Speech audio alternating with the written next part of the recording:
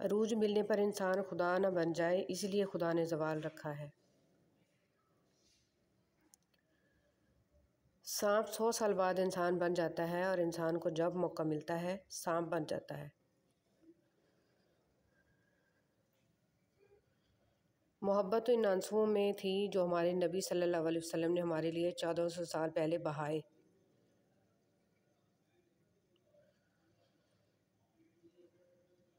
اظہار عشق سے تو خدا بھی نہ رہ سکا، تعریف حسن محمد میں سارا قرآن لکھ دیا صلی اللہ علیہ وسلم۔ تم کسی کا کچھ مت بگاڑو، اللہ تمہارا کچھ بگڑنے نہیں دے گا۔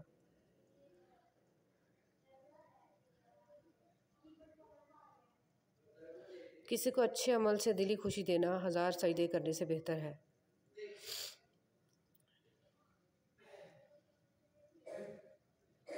تم ایمان تو رکھو اللہ پر، وہ بہتر لے کر بہترین دیتا ہے۔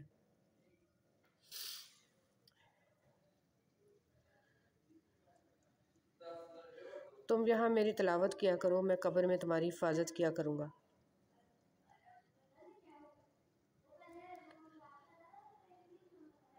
یہ کیسے ہو سکتا ہے کہ اللہ کے بندے آنسو بہائیں اور وہ کن نہ کہے؟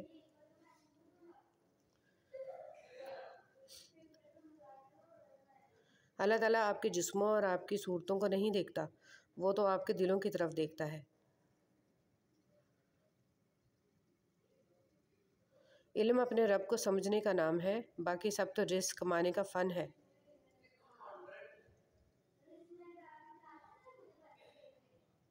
یہ جو تمہارا نفس ہے، تم اگر اس کو خیر میں مصروف نہیں کر لیتے تو یہ تمہیں شر میں مصروف کر لے گا۔ سکون قلب کی تلاش کا آخری مقام ذکر الہی ہے۔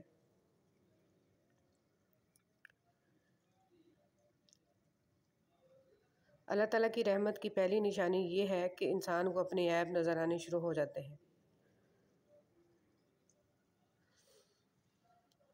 صبر ایک ایسی سواری ہے جو اپنے سوار کو کبھی گرنے نہیں دیتی، نہ کسی کے قدموں میں، نہ کسی کے نظروں میں۔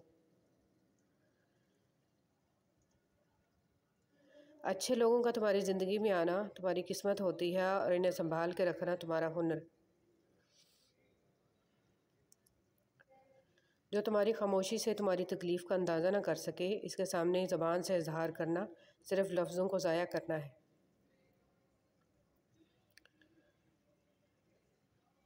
لفظ انسان کے غلام ہوتے ہیں، مگر صرف بولنے سے پہلے تک۔ بولنے کے بعد انسان اپنے لفظوں کا غلام بن جاتا ہے۔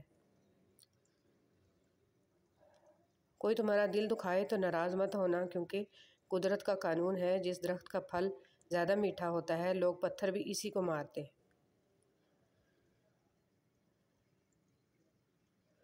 جس سے اس کے والدین راضی نہیں، اس سے اللہ تعالیٰ بھی راضی نہیں۔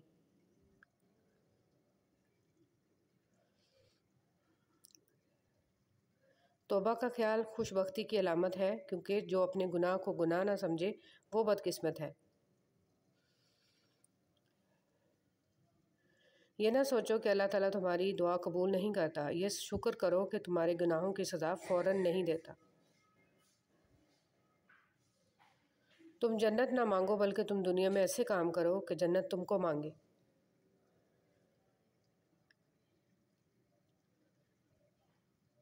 جو اللہ کے دیے کے رزق کو کافی سمجھے، وہ زندگی میں کبھی کسی کا محتاج نہیں ہوتا۔ غموں کی راہ پر بڑے سکون سے چلو، کیونکہ یہ اللہ کے قریب کر دیتے ہیں۔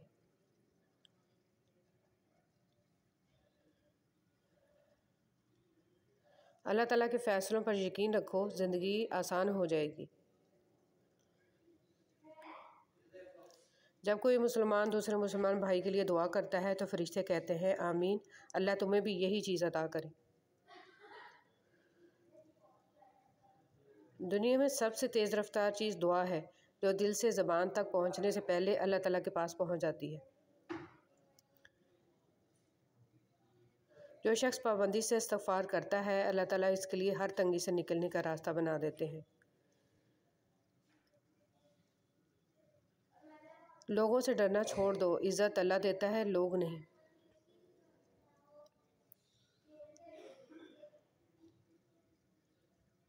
جب ساری دنیا منہ پھیر لیتی ہے تو اس وقت بھی اللہ آپ کے ساتھ ہوتا ہے۔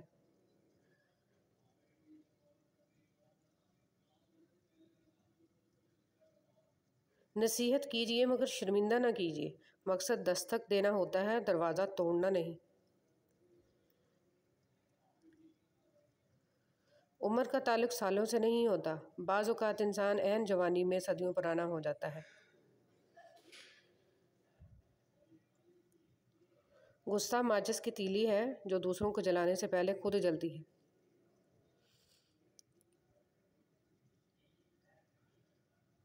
لمبا دھاگا اور لمبی زبان ہمیشہ الجھ جاتی ہے، اس لیے دھاگا لپیٹ کر اور زبان سمیٹ کر رکھیں۔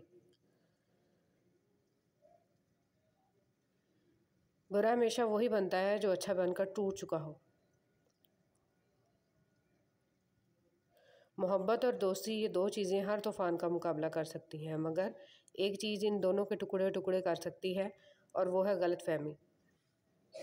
کام ایسا کرو کہ نام ہو جائے، ورنہ نام ایسا کرو کہ نام لیتے ہی کام ہو جائے۔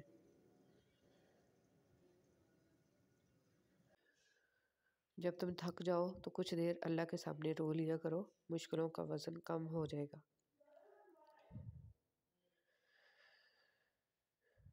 ان لوگوں سے محتاط رہو جو باتوں میں مٹھاس اور دل میں زہر رکھتے ہیں۔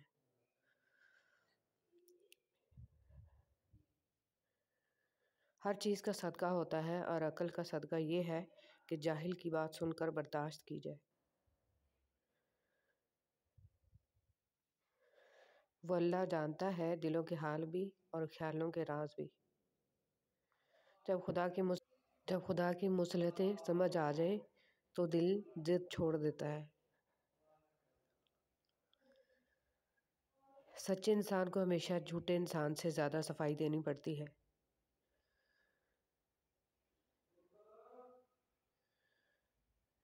کبھی کبھی مکمل ہونے کی خواہش میں ہم پہلے سے زیادہ ادھورے ہو جاتے ہیں۔